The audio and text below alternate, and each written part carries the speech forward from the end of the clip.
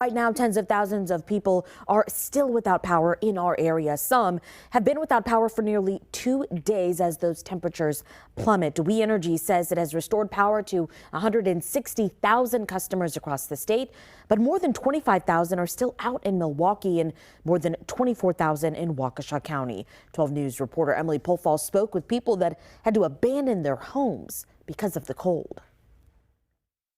People living on 26th Street near Burleigh say they've been without power since 8 a.m. Friday. Many staying with family and friends right now because these homes are just too cold to live in.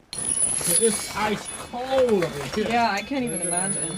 LaPorce Brown stopping back by his house Saturday night for pajamas and food. A lot of this stuff gonna go bad. So we got this stuff. Finding everything by flashlight. It's cold up here. He's staying with family nearby. I'm ready to come home to my house.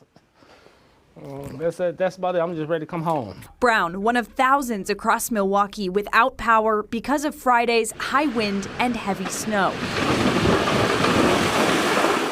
Milwaukee leaders at a press conference Saturday detailing the massive impacts from the storm. Touch base with your friends, touch base with your family members, touch base with your neighbors.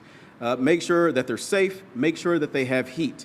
Broken tree branches and downed power lines like this one near 43rd and Juneau causing the mass outages. We've got a small army of crews working right now to restore our customers as safely and quickly as we can. A race to restore as much as possible before temperatures plummet Sunday. And people are stuck in the cold and the dark even longer. People, they need their lights. It's freezing cold. Some people, their heat don't work without the lights.